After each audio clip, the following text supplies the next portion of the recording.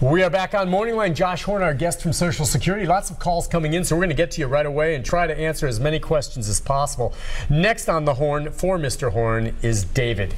David, good morning. What can we do for you? Good morning, guys. Hey. I got a couple questions. I'm turning 62 next year, and I'm going to start drawing Social Security.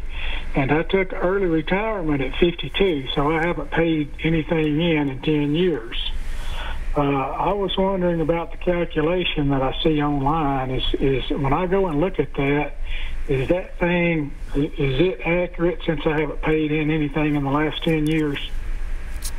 And also, one other question I would like to know is, when I start drawing my Social Security, how much additional money can I make per month or for the year without having to file income tax? Yeah, so good questions. And so basically how it's going to affect you is, I mean, because the 10 years you didn't work, that's going to be taken into the calculation. The online estimate is going to be fairly accurate. Usually it assumes that you're going to continue working, but if you haven't been working for the last several years, then it may be even a little bit more accurate than it is normally.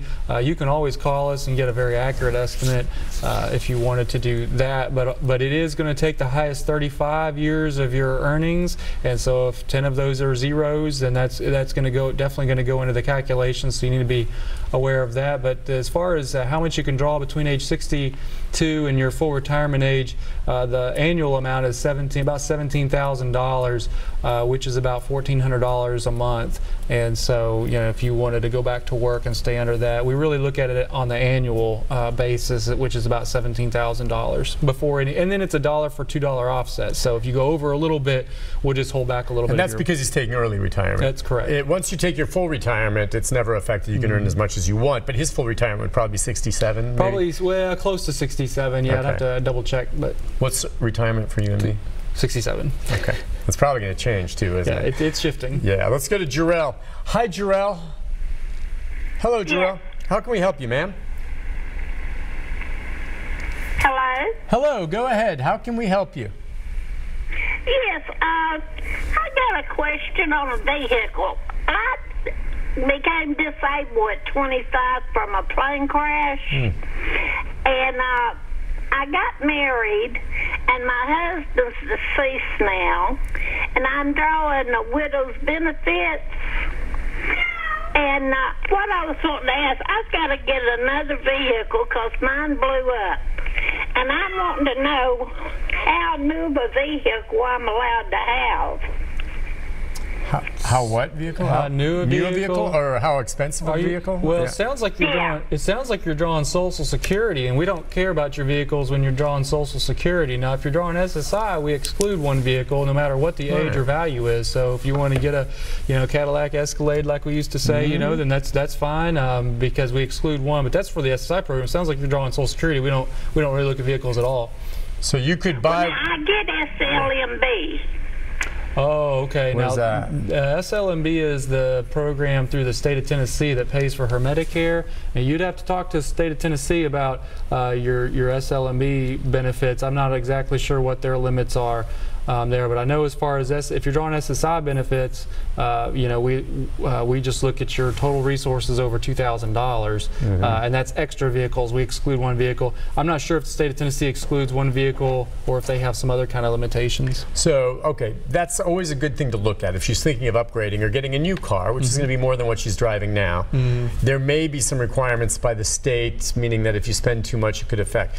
That's just a simple call. Now, Josh has just answered for you with regard to Social Security and your widow's benefit. It will not be affected. So you're okay from that end.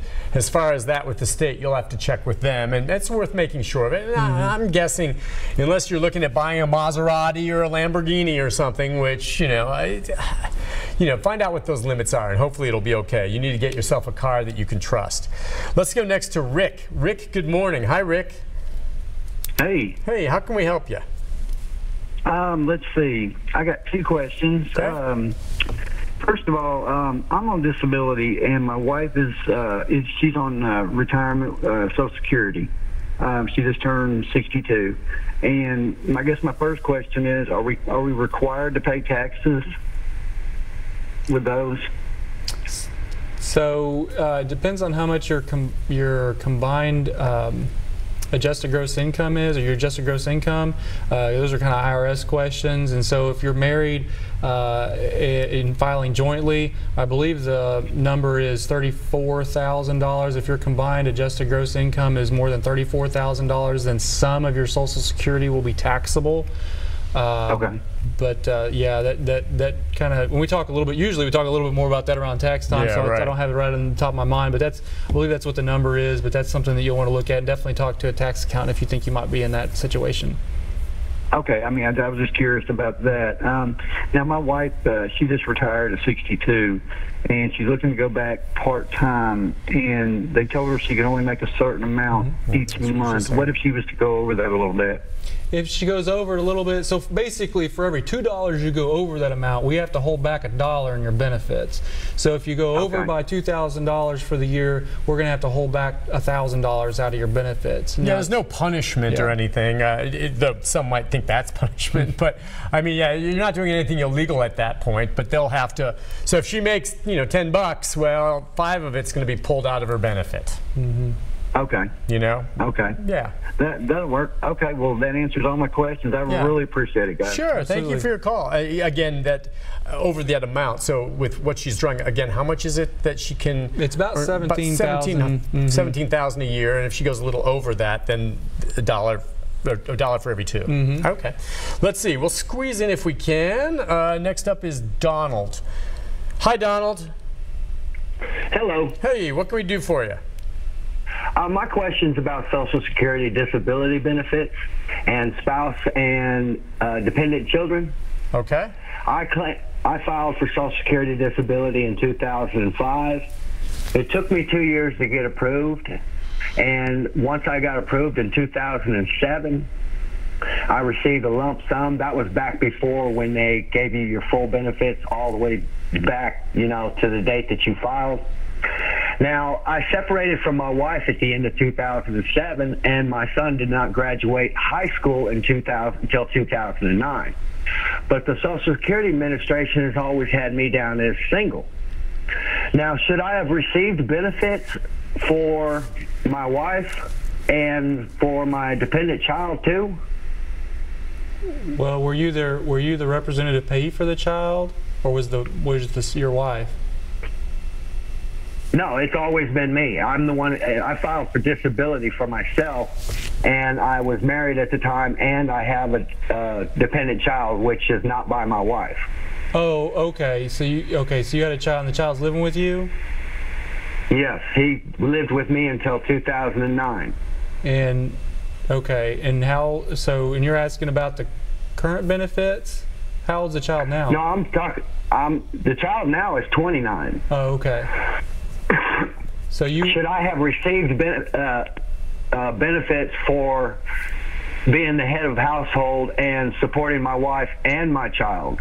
Should I have received benefits also for them aside from myself? So you would be eligible for benefits for you, and then your child would draw benefits for him based on your record, and if you were the representative pay, you would have received those benefits for him, but it wouldn't have been because you're a head of household or anything like that. It's just because he was living with you and you were the representative payee, unless for some reason the mother or your wife was made the payee, but it doesn't sound like that. But you would have gotten that until age 18, and then the benefits would have stopped. Now you're so, I mean, I hope that answers your question. Yeah, it's kind of a trickier one. So I guess he was wondering if you had missed out on some payments that he may have been able to get more money from. It doesn't sound like that would have been in the case. It doesn't sound like it, yeah.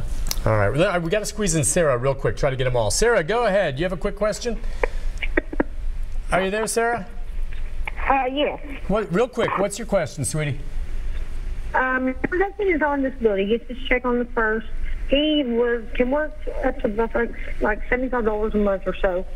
He helped a gentleman for 3 hours do some tin on a roof, and he fell off his roof, cracked the heel, had to have surgery, screw plate put in, the whole 9 yards. He's been off of his feet for 4 months now. I've had to take care of him and everything.